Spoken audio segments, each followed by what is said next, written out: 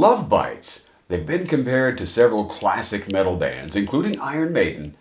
And you just know that if a band is compared to the mighty Maiden, we have to check them out. So let's think about this.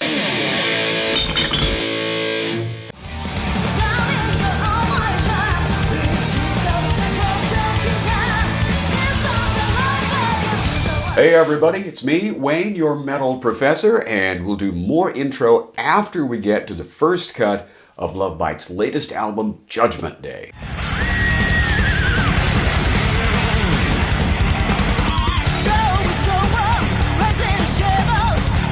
We Are the Resurrection. Now, based on my limited experience listening to the band's music, this sounds like classic Love Bites. It's got that A+ instrument work, really amazing lead, and operatic vocals. And the title, We Are the Resurrection, is fitting for several reasons. First, it is the band's first album with new bassist Fami after original bassist and founding member Miho left the band, apparently on amicable circumstances, so, that's cool. Then after Miho's departure, the band took an 18-month hiatus. And during that break, they released a best-of album in late 2021 called In the Beginning. So the band is kind of resurrected after losing their original bassist and after taking an 18-month break.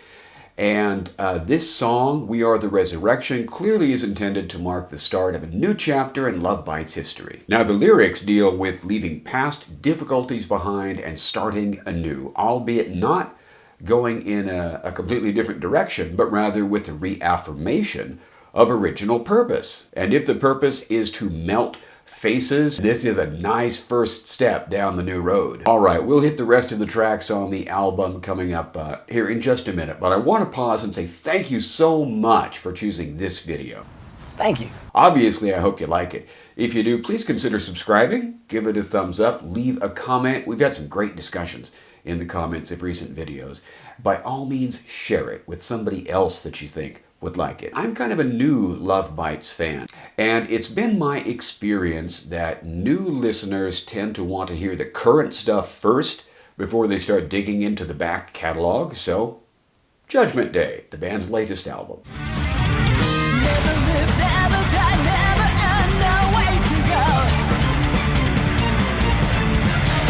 Judgment Day. This also is a song about starting over, and it's an acknowledgement of kind of the ambiguity of the world. Good, bad, friends, enemies, and sometimes day to day just seems like the same old what in the hell am I doing here? And given that situation, what is one to do?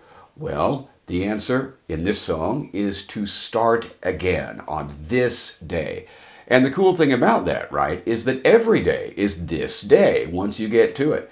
So in that sense, every day is a chance for a new start, a fresh beginning. Now, the phrase Judgment Day is a little bit misused here because the concept of Judgment Day is of the last day, not a first day.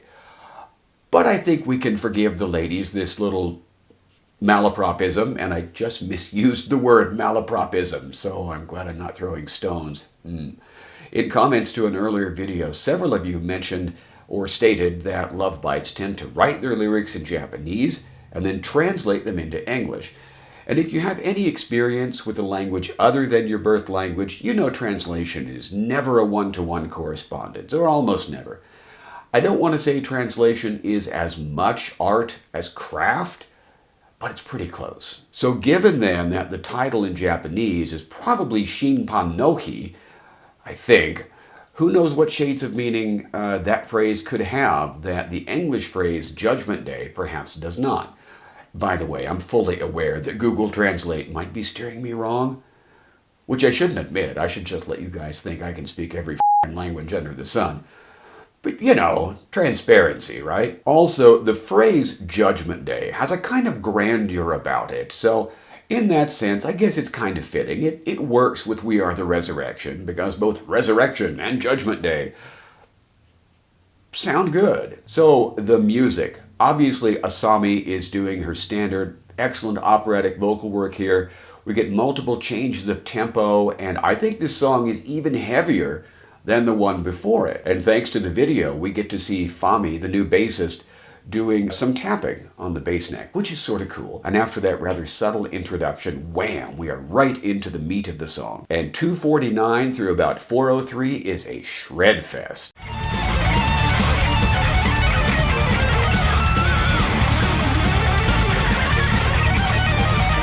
Midori and Miyako absolutely kill it here. And this song is fast. This thing has to be going at 170 beats per minute, if not more.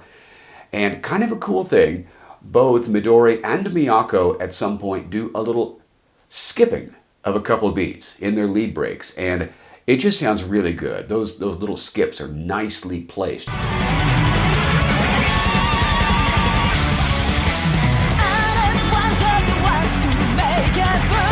The spirit lives on. Now this is even faster than the previous two tracks, and it's another existential proclamation. And at first it seems like the lyrics are a bit all over the map, but they're not really. The first half verse sounds cynical, but we quickly see that it's not the speaker who's being cynical, rather the speaker's looking around at the world and noting the cynicism of existence, so to speak. And like the previous two songs, this one emphasizes, even in the midst of what we'll call a cynical world, the importance of moving ahead, of going forward regardless of what is happening. Now, as we said, musically, this is an even faster track than the two before it, but we should not confuse faster with heavier, right? Not every song has to be an Anvil. Oh, an Anvil is another band I like, but that's neither here nor there. We again get multiple sections of lead guitars in harmony, and there's a really cool extended lead break about 3 minutes in that, in terms of character, sounds different than the previous song. If Judgment Day's lead work was sort of Dave Murray on PDs, then this song's lead work is more Adrian Smith on PDs. And yeah, that's two Iron Maiden references right in a row. And there will be more, so don't worry about that.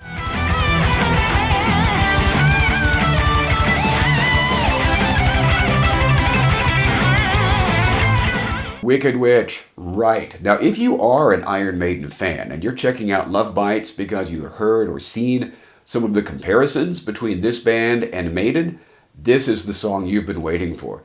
In fact, actually, if you're an old school metalhead like me, you might do worse than to start with this song and the one after it, and then go back to the beginning and work your way through the album, because this would give you a really, pretty familiar sort of feeling, and it eases you into Love Bites' more signature sound, we'll call it. The heavy metal gallop, the dueling lead guitars, the slightly slower tempo than previous songs, and of course, Asami's amazing vocals. All these things just scream Maiden. In fact, if this cut had been on Senjutsu, we all would have been ecstatic. And we can't not make a point of mentioning the great guitar work that both Midori and Miyako do here. And they've got a great section of sort of dual leads, and not the notes, really, but the interval between the notes at the same time is really cool. It reminds me sort of that intro bit to The Trooper,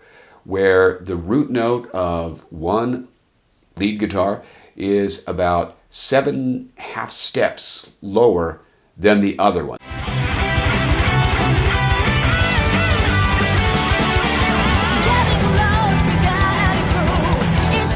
And the lead break from about 2:15 to 3:17 sounds so Maiden, with the back and forth and the phrasing.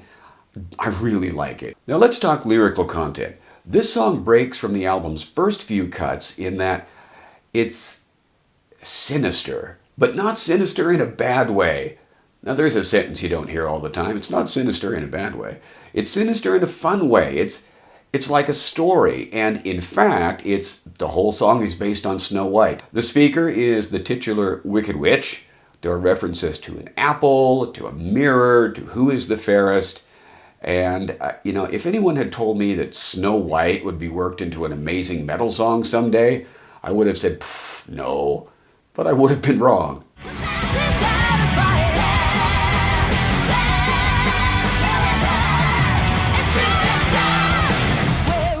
Stand and deliver, shoot 'em down. Now, if the previous track was this album's big Iron Maiden moment, This one sounds like the big Judas Priest moment. We have 319 glorious seconds that could have been taken straight from Painkiller. Haruna has a real Scott Travis vibe going on the skins. Obviously, Asami is doing wonderful vocal work, and the staccato chord changes, the dueling lead guitars.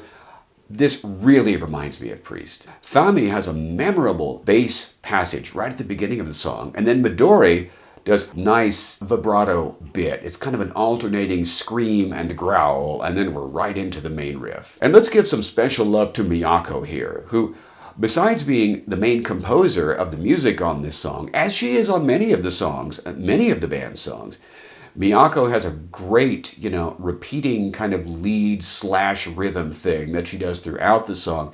And of course, her actual lead breaks sound great. And she's got this nicely placed, good use of the wah pedal.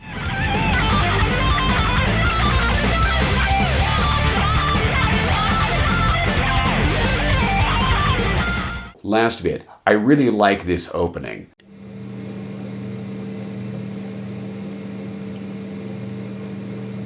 Because it reminds me a little bit of the opening to a video by The Cult years and years ago, their video for Love Removal Machine.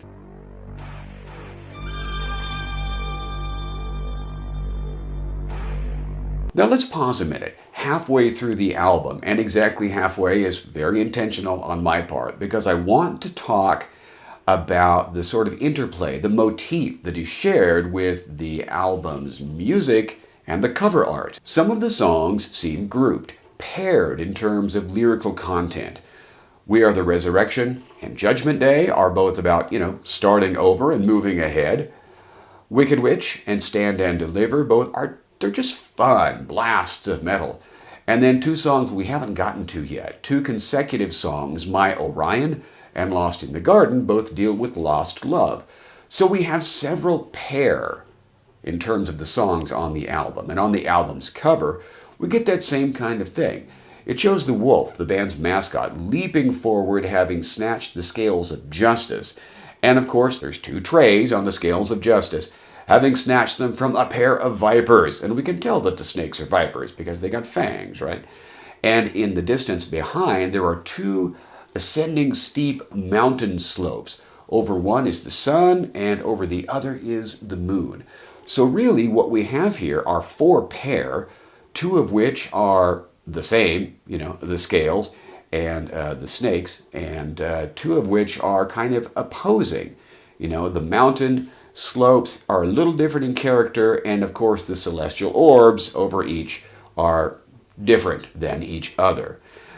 Now, a couple of elements about the cover sort of puzzle me. The biggest one is there's a sword stuck in a stone, very Arthurian, but as far as I can tell, King Arthur has nothing to do with the album, either musically or lyrically, so I'm not real sure what's going on with that. And the snakes might be a little problematic as well, but I have an idea here. If the wolf has snatched the scales of justice from these snakes, which is what the cover looks like, maybe that's implying that there really is no justice, at least not for we plebeians. No matter which way you look in the world, you're faced with venom. And justice is a difficult thing sometimes to find. And so the wolf seems to be breaking that cycle, saying, yeah, you snakes, I will take these scales of justice and go do something good with them. Or whatever a wolf might say. Anyway, however we want to interpret the album's cover, I think it is a really nicely composed piece.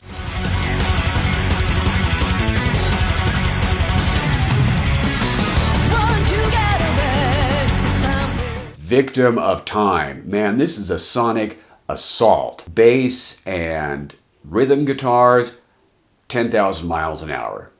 Drums and lead work, 30,000 miles an hour. And the vocals are so good. Asami really shows off her range on this and the next track. And let's pause a second, by the way, and acknowledge something. And this is something so integral to the band's sound that I think sometimes it might get overlooked. Asami, no matter where she's at on her vocal register, sounds like she's doing it effortlessly. Now, maybe she's not. Maybe they take, 30 takes of each vocal line and then just select the ones that sound effortless. But I don't think so. I've seen a few live clips of the band, and Asami seems to be hitting the notes live just as easily as it sounds like she's doing on the record. So let's talk lyrics. This song is as close as the album has come so far to being nihilistic. The lyrics are about the sameness of everyday life, just the grind, the crap that you go through over and over again, and questioning whether it's all actually worth it. Now, to be clear, the album or the song does not suggest that it's not worth it. I mean, let's be honest, for most of us, going through life when it's crappy is better than the alternative. But yeah, the song does acknowledge that sometimes life is a big old heaping of bleakness. And sometimes it seems there is no future, there's just the past. And what do you do on days like that? Well, you just keep moving ahead. There's no other choice. And I think that's an attitude worthy of emulation.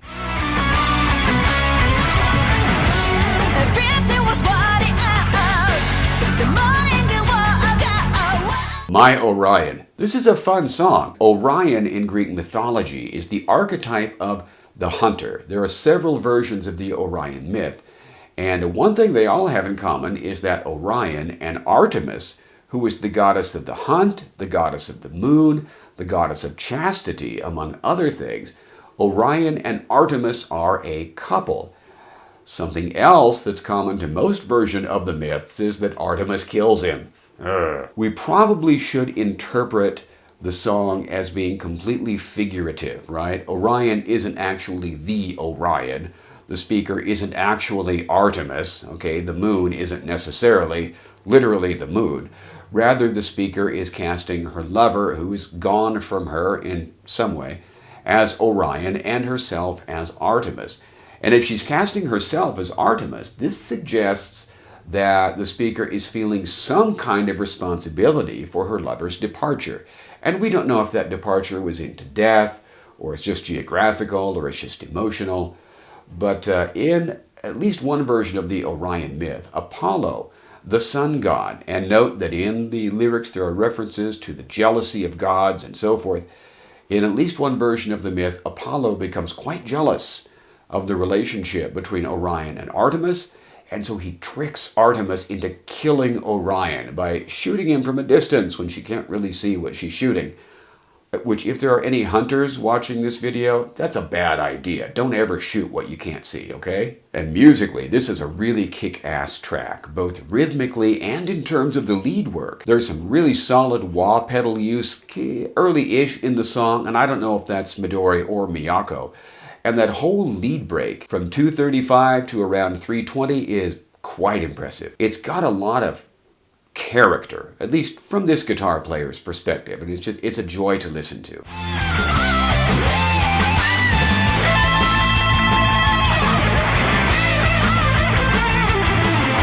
And it leads into about a 25-second section, a bridge, during which the vocals are reminiscent. Okay, now don't throw anything at me for saying this, okay? Because I don't mean it in a negative way. In that bridge, the vocals sound closer to pop than anything else we've heard on the album.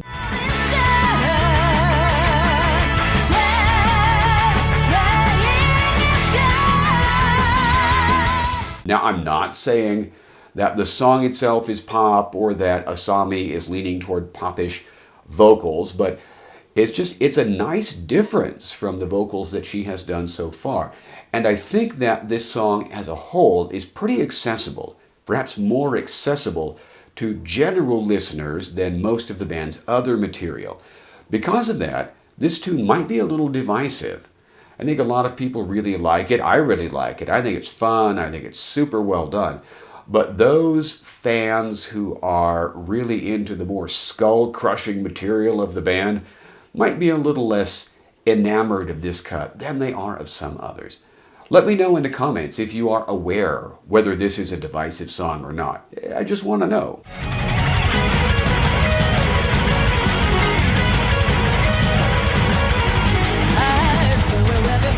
Lost in the Garden, another cut here with an insanely fast tempo. Yet the vocals are maybe a little more measured, a touch less histrionic, for lack of a better word, than in other cuts. Lyrically, this is another song about lost love. The speaker lamenting the departure of someone dear to her, although again, we don't know what the nature of that departure is. And musically, there is another lead break, a nice long one in the middle of the song that is introduced by a section of piano. And I'll admit, I totally didn't see that coming.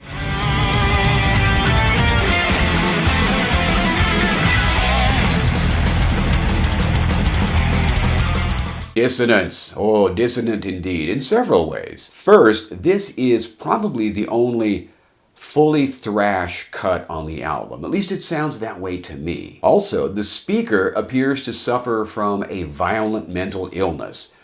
She likes to kill, which is not something usually you can laugh at, but you know, we're just talking a song here. And the speaker can remember only 24 hours at a time. So the lyrics are showing us, so to speak, even before they actually tell us, that in the speaker's brain we have dissonance all over the place. So if the speaker's brain is dissonant, and if this song is thrash, that makes it dissonant to all the other cuts on the album, which generally are not thrash. And we get a really nice lead section, not too far into the song, that is just atonal enough to make it sound dissonant without actually being dissonant and kicking us out of the song.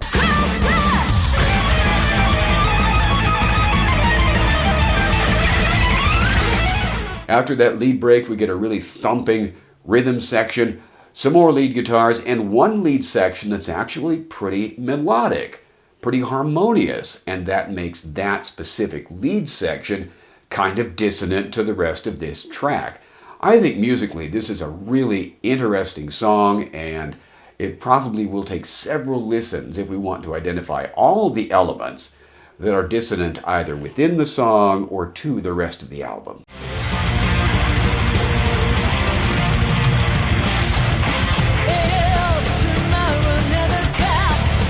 Last cut, Soldier stands solitarily.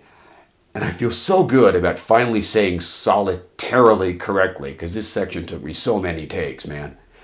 This song, it's another figurative song, I think. I don't think we're talking about an actual soldier, but rather someone who is sort of standing guard, standing watch, you know, being alert, wondering what the hell the future holds. And we can apply this to, you know, all kinds of real life circumstances. It doesn't have to be actual soldiers. And musically, this sounds to me like a combination of speed metal and thrash. Now, I don't put much stock in labels or categorization, but I say that this is a combination, or it sounds to me like a combination of speed metal and thrash, because my using those two labels will give you a better idea of what the song sounds like than I could just describe. Now, the album is closing on a less optimistic note than that which it began on. Boy, there's a tortured phrase. But it's still not completely pessimistic, because with the opening couple of tracks, Soldier stands solitarily. Oh, I said solitarily correct again. Yeah. It shares that notion of moving forward and being brave regardless of the circumstances. So in that regard, we have one of metal's really common themes here. Fighting against the odds, going forward, f*** the man, all that kind of thing. And I'm thinking about doing a video just about that theme in metal, but let me real quickly paraphrase my friend Max Carlisle. Guitar Max, whose YouTube channel, especially if you are a musician, the Guitar Max channel is one you really have to check out. This theme, this idea of fighting against the odds and being brave and moving forward, this is an idea that, you know, the individual listener can really grab onto and relate to. Man, I love driving and listening to songs with, you know, that kind of idea. It pumps me up. And yet, as much as a listener can get into this theme, you know, when he or she is by him or herself, this is also something that when you get into a concert or among other people who like this music, you can all kind of share the excitement and the exhilaration of that theme. It's like, okay, if you've ever been to an Iron Maiden concert, you know that when you get into that concert, it doesn't matter who you are or where you're from or what you think politically or socially or anything else. You're a Maiden fan. You're part of the family. You are part of the Iron Maiden metal community, and it's just an amazing feeling. Now, those of you who are really into Love Bites and have been to one or more of their concerts, is that the feeling among the Love Bites fan community as well? Do you get into that concert hall and feel like you are surrounded by 10 or 20,000, brothers and sisters? Again, I'm just curious, but let us know, please, in the comments, because if there is some other band other than Iron Maiden that inspires that level of closeness among all the fans, I'd really like to know. And that is how we'll wrap up this analysis. Love Bites is something that, for the majority of metal's existence, would have been unthinkable. An all-female metal band, and they're not a novelty. They are serious musicians making serious and seriously good music. And all-woman metal bands, quite frankly, seem to be a large part of the future of metal. And I'm not trying to take anything away from male metal bands, and I don't think the statement does. But women are going to be just as important as men, I think, in moving metal forward. And I'm going to be honest with you. I feel better now about the future of metal than I have in a long time. In fact, I shouldn't share this, but okay, this is just between us, okay? Just between you and me, so don't tell anybody else. I had largely given up on the future of metal. Yeah, I know. For more than a decade, I was like, man, I just don't hear that much that I really dig. And then a couple of things happened. Well, 3 things happened. One, I heard Firewind, and I went, oh, man, that's good. And I discovered there is a whole thriving genre still of shred metal instrumentals, which is just great. And as a guitar player, I like instrumentals. And of course, then I kind of stumbled into the all-female metal scene, which has really just invigorated me. And you all have been so encouraging and turned me on to a bunch of bands I'd never heard of that now I really like. And I'm going to do videos about several of them, so, stick around. Hey, thank you so much for watching. You guys are awesome. Watch some more videos while you're here, and by all means, come back soon for future content. That's what I've got. You're awesome, and I'll talk to you soon.